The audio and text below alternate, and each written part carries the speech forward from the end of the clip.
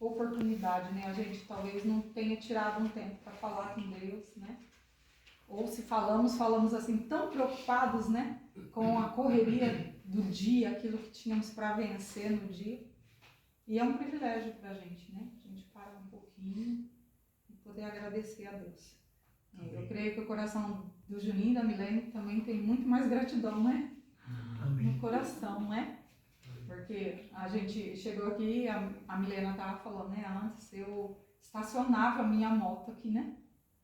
Aqui ainda era chão, né? Ficava lá no fundinho e aqui. E é maravilhoso ver o que é que Deus faz na nossa vida, né? Por conta da bênção que Ele derrama sobre nossa vida, né? Resultado do trabalho, resultado do esforço, resultado de sonhos que Deus torna realidade, né? Então nós louvamos a Deus por essa bênção na vida dos nossos irmãos, né? Provavelmente muito de, não só de, né, financeiramente falando, mas esforço de vida emocional, vida de oração, né? Foi colocado aqui neste lugar, né? E é tão maravilhoso quando a gente vê os irmãos vencendo, né? Glória a Deus. E vencendo. Glória, né? a Deus. Deve ser motivo do coração de todos nós se alegrarmos. Amém, né? Jesus. Saber que Deus honra, Deus abençoa, Deus sustenta, Deus provê, né? E Ele provê saúde, Ele provê o trabalho, né? E Ele nos dá sabedoria para administrar aquilo que Ele põe nas nossas mãos. E aí, dia a dia, né? A gente vai tendo uma vitória aqui e outra ali. E tudo isso é para a honra e glória do nome do Senhor. Amém. Como é um culto no lar, né? E o objetivo maior é a gente lembrar que eu creio que seja o primeiro culto, né? É o primeiro culto, né? Então, e aí a gente pensa assim, né? Eu estava lendo Josué e ele fala, né? Olha, falando com o povo, né?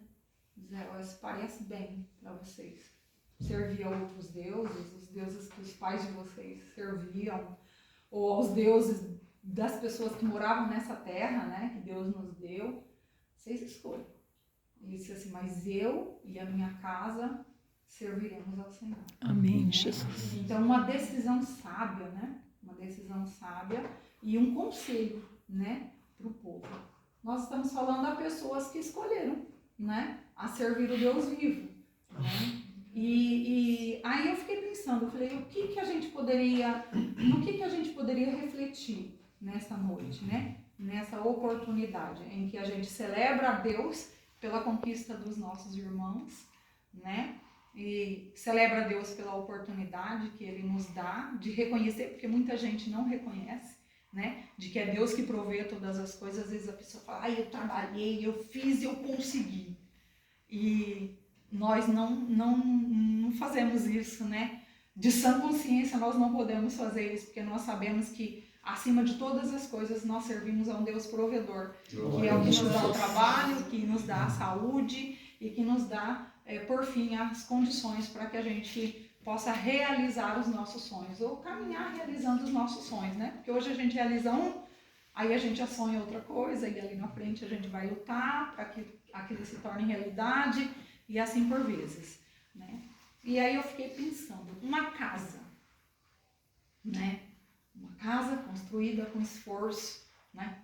Ficou muito linda, né? O dia que a gente veio aqui já estava bonito, mas não estava terminadinho, né? Aí hoje a gente já vem que foi empregado esforço, trabalho e a bênção de Deus, né? E as coisas vão melhorando, né? A mulher falou assim, um dia faz uma coisa aqui, daí a pouco faz outra ali, daqui a pouco faz outra ali, e o sonho vai sendo construído. Então a gente sabe que para construir uma casa, a gente precisa de esforço, trabalho, saúde, né? Um sonho, né?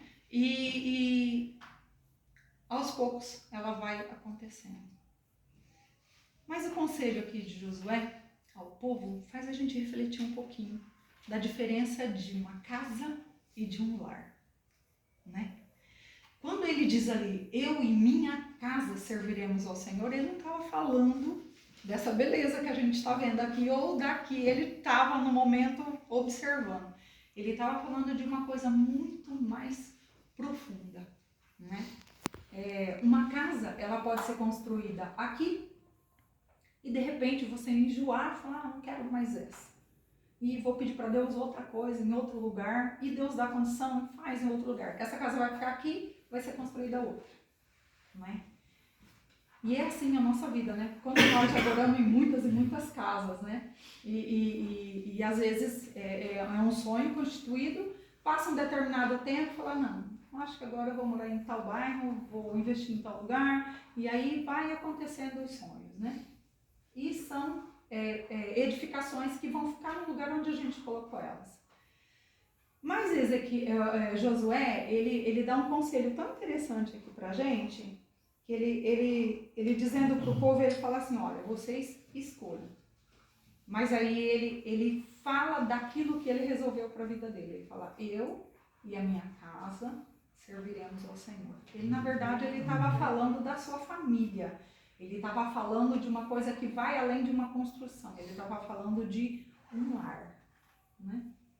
Uma casa, ela oferece um monte de coisa para a gente. Ela oferece abrigo do sol, da chuva, do frio, não é verdade? Ela muitas vezes nos oferece status, né? Dependendo a maneira como a gente sonhou e a gente conseguiu executar, né? Ela nos oferece conforto, né?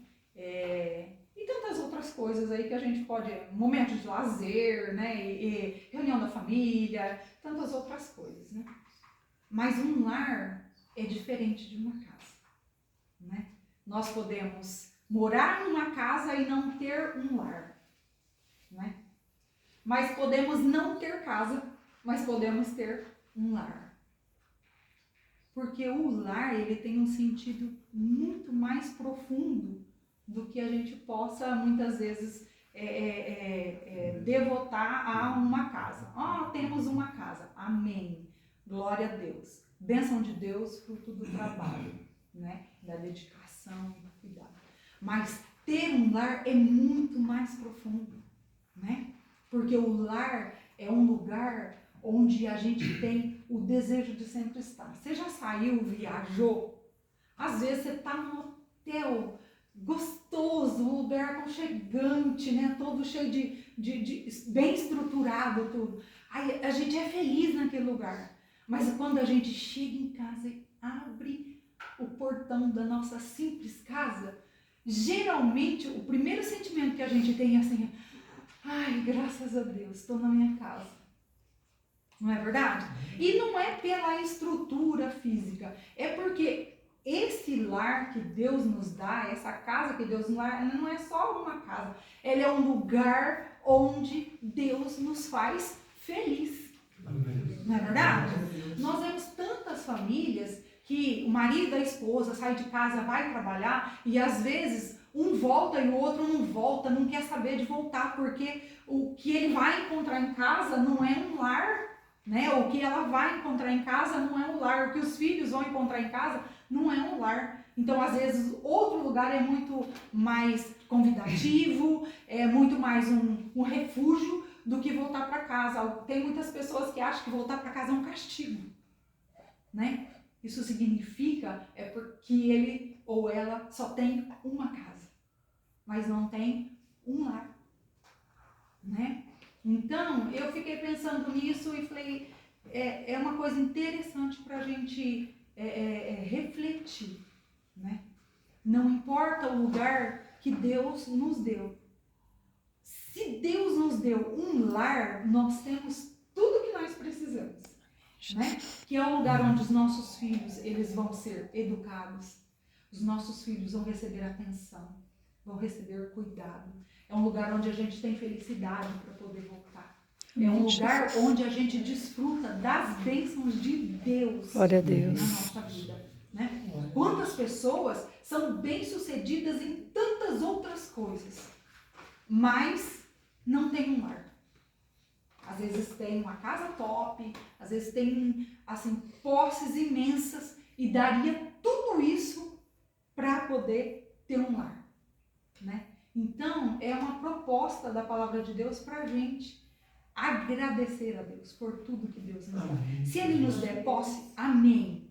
né? Se Ele nos der uma casa sofisticada, amém. Se Ele nos der uma casa simples, amém. O importante é que nós tenhamos um lar onde Deus habita, um lar onde nós somos alimentados não só do pão físico, mas do pão espiritual, da presença de Deus, da ação do Espírito Santo, onde a gente cada dia aprenda a se amar, aprenda a cuidar um do outro, né? Se importar com o outro, né? Porque é maravilhoso quando a gente desfruta da paz do nosso lar. Talvez a casa não tenha paz, mas o lar vai ter paz. Se Jesus estiver presente, vai ter paz. Aleluia, não vai ser Jesus. só uma casa, vai ser esse lar realmente. Eu e minha casa serviremos ao Senhor. Ou seja, é duas propostas maravilhosas, né? Eu e minha casa, uma decisão, né? E o serviço a Deus. Tudo isso faz com que nós realmente tenhamos um lar, né? Um lar onde Deus se faz presente e Ele é o ponto principal da nossa vida, né? Então que nós possamos refletir nessa noite a respeito disso.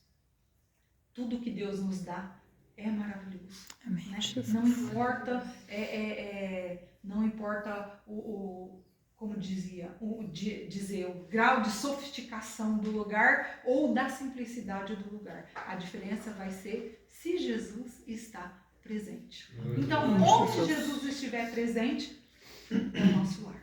Né? Glória a Deus, aleluia, Jesus. Se sentir Jesus. aconchegado, onde é que a gente vai sentir o amor de Deus, onde é que a gente vai poder emanar amor aos que estão à nossa volta, e assim o nome de Deus vai ser glorificado e exaltado na nossa Amém, vida. Né? Então, a minha palavra para o Júnior e para a Milena e o Nicolas nessa noite é assim: façam desta casa um lar. Amém, Jesus. Façam dessa casa um lar. Se um dia vocês tiverem que sair desta casa e ir para um outro lugar, que seja um lar, né? Então, onde vocês estiverem, que seja um lar, independente do ambiente que Deus tiver preparado para vocês. Mas, acima de tudo, coração sempre agradecido por tudo que Deus dá. Né? A Bíblia, o apóstolo Paulo disse assim: em tudo dai graça, porque esta é a vontade de Deus para convosco. Então, o fato do coração agradecido vai trazer para as nossas vidas todas as bênçãos de Deus, né? Porque quando a gente agradece por toda e qualquer situação, nós estamos dizendo: Senhor, o Senhor é o dono do meu lar, o Senhor é o dono da minha vida, o Senhor que conduz a minha família. E nós vamos ser bem-aventurados e felizes onde quer que nós estivermos. Aleluia, Que tudo Jesus. seja para a glória de Deus. Amém? Amém. Glória a Deus.